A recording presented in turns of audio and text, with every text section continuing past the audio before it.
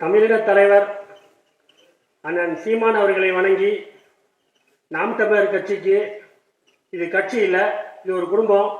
இந்த குடும்பத்தில் நானும் ஒரு உறுப்பினராக இன்னைக்கு தான் வந்திருக்கேன். அதனால தான் இந்த திருக்குறள் இந்த அரைமொழியால் எனக்கு பேச தெரியல. பட் நாளையில் அடுத்தடுத்த கூட்டத்தில் கண்டிப்பாக அது நடக்கும். ஆக்சுவலாக என்னை பற்றி பாதி பேருக்கு தெரியும், பாதி பேருக்கு தெரியாது. அதை நான் ஒரு சின்ன இன்ட்ரோடக்ஷன் கொடுத்துறேன். ஏன்னா ஏற்கனவே சகோதரர் வந்து 5 நிமிஷம் தான் டைம் கொடுத்துருக்காரு. ஆனால் இன்னைக்கு ஃப்ளைட்டுக்கு டைம் ஆயிடுச்சுன்னு. ஆக்சுவலாக கிட்டத்தட்ட நம்ம வந்து இந்த சமுதாயத்தில் பிரச்சனைன்னு வந்தது வந்து நம்ம ஜல்லிக்கட்டுன்ற பிரச்சனைக்கு தான் முதல்ல நம்ம வந்தோம். 2007 இந்த ஜல்லிக்கட்டுக்கு வந்து தடை ஏற்பட்டுச்சு. அப்போ வந்து வீர விளையாட்டு மீட்பு கழகம் முதல்ல ஒரு அமைப்பு ஆரம்பிச்சது நம்ம தான் ஆரம்பித்தோம். கிட்டத்தட்ட 17 வருஷமா சமுதாயத்தில் நம்ம இந்த களத்தில் இருக்கிறோம். பல கட்ட போராட்டங்களை சமுதாயத்தில் நாங்கள் பார்த்துருக்குறோம்.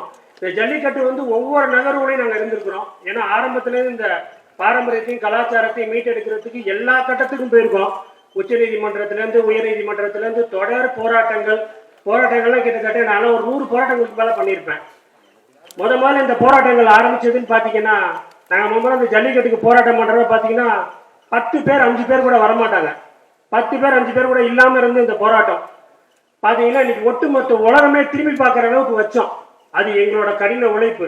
அதை ஏன் இங்கே சொல்கிறேன் அப்படின்னா, அன்னை வந்து கட்சி ஆரம்பிச்சப்ப அது எப்படி இருந்துச்சு, இன்னைக்கு எப்படி வளர்ச்சி அடைஞ்சிருக்குன்றதுக்கு அது ஒரு பெரிய உதாரணம். இப்படிதான் ஒவ்வொரு கட்டத்தையும் நாங்கள் கடந்து வந்திருக்கிறோம். ஜல்லிக்கட்டு மட்டும் இல்லை, ஸ்டெர்லைட் போராட்டம், மீத்தேன் போராட்டம், அப்புறம் நீட் போராட்டம், இது மாதிரி காவேரி நதிநீர் பிரச்சனை, இது மாதிரி எல்லா பிரச்சனைகளுக்கும் இந்த அமைப்பு சார்பாக நாங்கள் தொடர்ந்து போராடிட்டே வந்திருக்கோம். இந்த போராட்ட காலத்தில் நாங்கள் சந்திக்காத தலைவர்களே கிடையாது. எனக்கு தெரிஞ்சு இன்னைக்கு நம்ம சாட்டை அவர் கூட சொன்னாரு, உங்க ஃபேஸ்புக்கை திறந்தா எல்லா தலைவர்களோட நீங்க போட்டோ எடுத்துருக்கிறீங்க அப்படின்னாப்புல. ஆமா, அது ஒரு கட்டாயம். ஏன்னா நம்மளுக்கு வந்து இப்ப ஆர்டர் காலில் தானே உழுவணும், வேற வழி இல்லையே. அதனால எல்லாத்துட்டையும் நாங்கள் இது சம்பந்தமா முறைப்பட்டிருக்கோம், போயிருக்கோம், பார்த்துருக்கோம். இவ்வளோ பெரிய ஒரு கடின உழைப்பு, இந்த உழைப்பை நம்ம எங்க கொண்டு போய் சேர்க்க போறோம் அப்படிங்கிறது எங்க எல்லாத்துக்குமே ஒரு பெரிய கேள்வி. யாருக்கிட்ட போறோம் அப்படின்றது.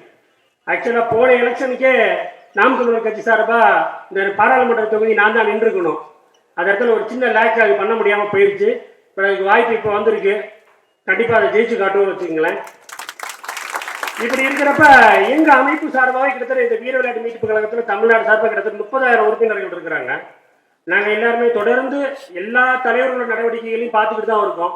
இது ஒவ்வொரு தடவையும் இந்த ஜல்லிக்கட்டுக்கு மேலே தாண்டி எதுக்குமே போக மாட்டேங்குது. ரொம்ப பெரிய பிரச்சனைகள், ஏதாவது பிரச்சனைகளுக்கு நம்ம வாய்ஸ் கொடுக்குறோம், அதோட நின்றுது. இதை எங்கேயாவது ஒரு இடத்துல பொறுப்பான இடத்துல ஒப்படைக்குன்னு நாங்கள் நினச்சிக்கிட்டே இருந்த டைம் தான்.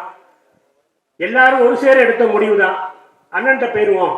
நம்ம கொள்கைகளுக்கு எல்லா இடத்துலையுமே அவர் ஒருத்தர் தான் வந்து எல்லா இடத்துலையும் நம்மளுக்கு ரொம்ப சரியான இடத்துல இருக்கிற, அவரோட நம்ம சேர்ந்துருவோம், அதான் சரியா வருன்ற மாதிரி இருந்துச்சு. அதன் அடிப்படையில் தான் நான் கடந்த வாரம் தான் அண்ணனை போய் நேரில் பார்த்துட்டு ஆக்சுவலாக திருச்சி வந்து ஒரு பெண் வேட்பாளர் போடணும், அதான் இருந்துச்சு. அப்புறம் அண்ணனை சந்திக்கிறப்ப அண்ணன் சொன்னார், பெண் வேட்பாளர் தான் வேணாம், நீ நில்லு அப்படின்னாரு. கொஞ்சம் அச்சப்பட்டேன். அப்புறம் சொன்னார், அதெல்லாம் உன்னை நான் நிற்கிறேன், நீ நில்லு, கண்டிப்பாக ஜெயிச்சு காட்டுவோம் அப்படின்னாரு. நானும் அண்ணன்ட்டு அதான் சொன்னேன், அண்ணே முன் வச்ச கால பின் வைக்கக்கூடாது, நின்னா ஜெயிச்சாகணும். இந்த நாம் தமிழர் கட்சியின் முதல் பாராளுமன்ற உறுப்பினராக நாடாளுமன்றத்தில் உட்கார்ந்தாருனே, அதனால நம்ம எப்பவுமே இந்த ஜெயிக்கணுன்ற ஒரே கண்ணோட்டத்தில் தான் இதுக்குள்ள நான் வந்திருக்கேன் அப்படின்னேன். நீ நில்லு, நான் பார்த்துக்கிறேன் அப்படின்னாரு.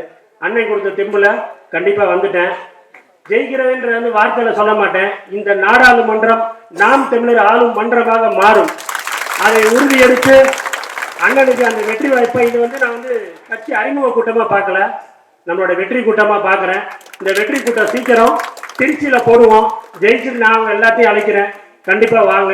எல்லாரும் ஒரு சேர நின்று நம்ம ஒரு மிகப்பெரிய மாற்றத்தை தமிழ்நாட்டுக்கு இல்லை, இந்தியாவுக்கே உணர்த்துவோம். நன்றி, வணக்கம்.